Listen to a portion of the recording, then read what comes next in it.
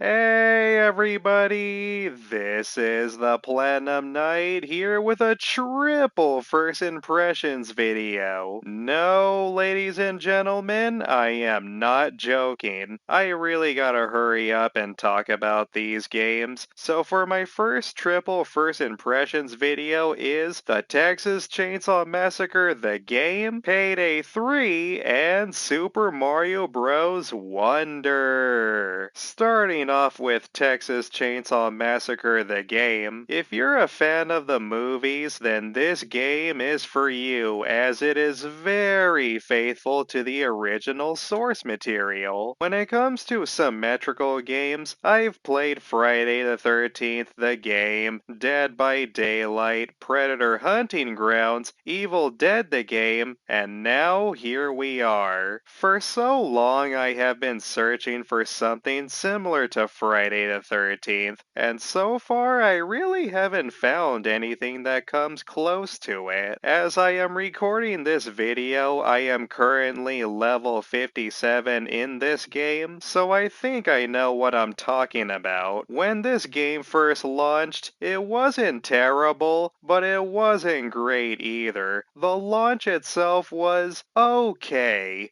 Just okay. It's another early access game.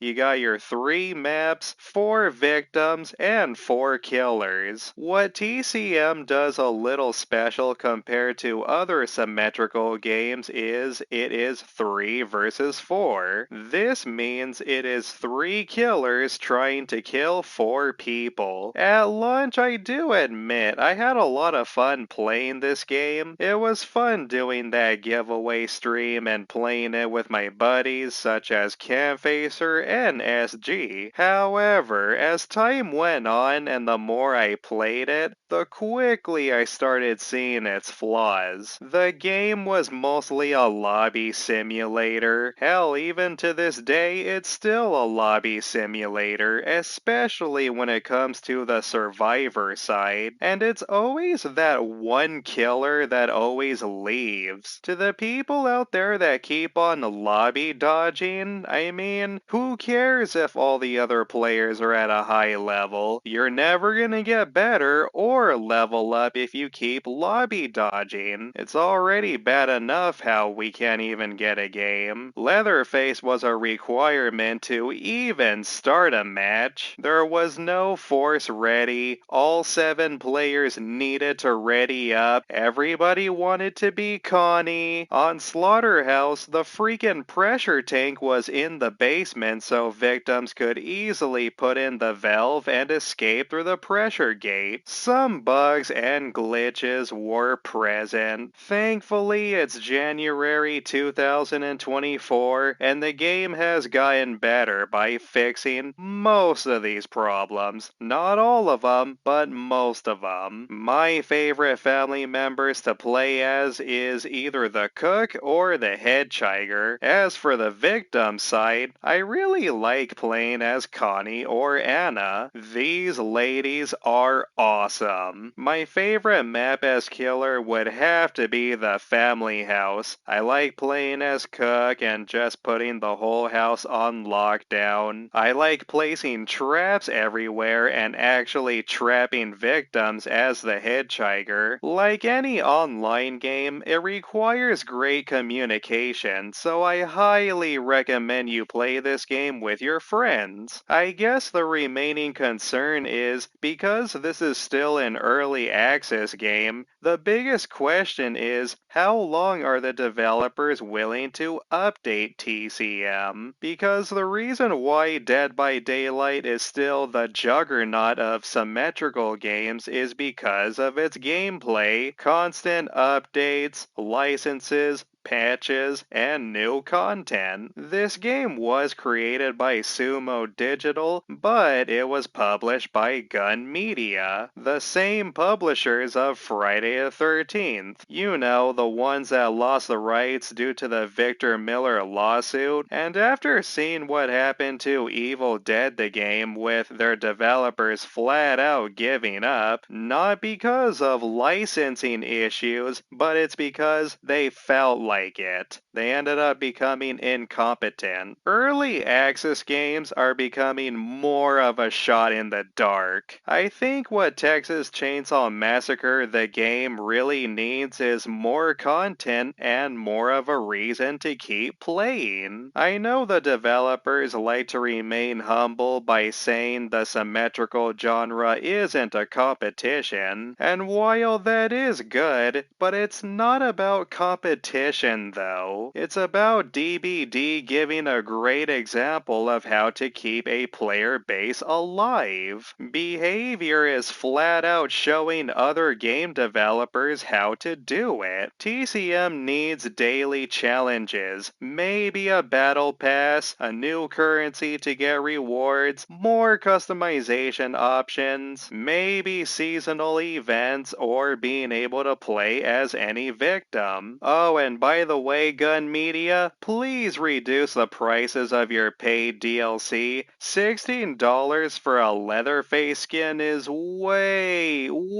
too much. And $10 per new character? That's pretty greedy, Gun. Even Dead by Daylight doesn't even charge no more than $9 for a full chapter. Even their legendary skins are at least a buck less. If you keep trying to take advantage of your consumers, people aren't gonna want to support you anymore. TCM still needs a lot of work. Hopefully the developers are willing to continue to keep adding more to the game and don't pull off an Evil Dead the game. Otherwise, Texas Chainsaw Massacre will be just another live service game that failed. One more thing I would like to add. I admit I am getting a little sick and tired of symmetrical games, people. I'm not gonna lie. Killer Clowns from Outer Space the game is supposedly getting a live service game, and I have zero interest. I think what happened with me is Friday the 13th the game is my favorite symmetrical game of all time in terms of gameplay. I have made so many awesome friends on there, and I've been looking for another game trying to recreate that experience, that magic in a bottle. But now that I think about it, I think I just wanna give up. Friday the 13th recently got delisted at the end of 2023, but the servers will still be up for one more year by the end of 2024. Once the servers shut down, I think that's about it for me. Dead by Daylight will most likely will become my only go-to horror symmetrical game with not much alternative, like it has been for quite a while now. It sucks, but hey, maybe Texas Chainsaw Massacre the game or any other upcoming horror live service game will prove me wrong, but I doubt it, everybody.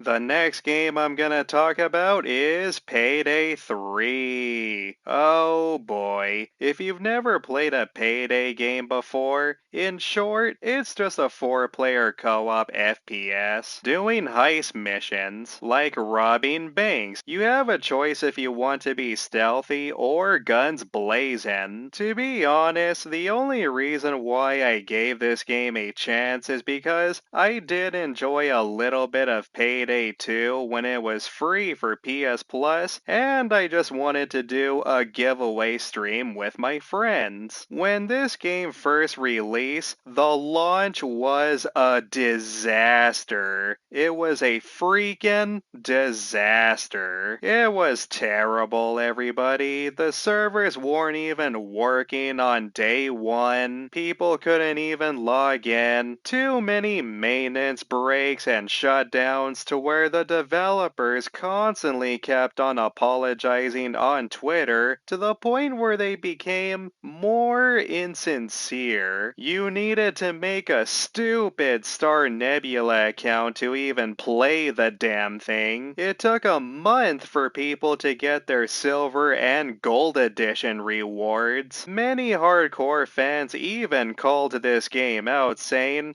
It just feels more like Payday 2 DLC than a brand new game. It was a nightmare. I'm still level 12 as I got bored pretty fast. I didn't even play all the missions. After I got done recording enough footage for some videos, that's when I uninstalled it. My buddies, the Chief and Pup, have even told me, yeah, this game kinda blows. None of us restreamed it. Usually I don't care about graphics, but in Payday 3's case, it just doesn't look good. Not only does it not look current gen, but it looks like an early 360 game. Hell, it almost looks identical to Payday 2. Payday 3 had a lot of potential while writing the success of their previous installment, but somewhere in development, the developers forgot to evolve. Just stick to GTA Online instead.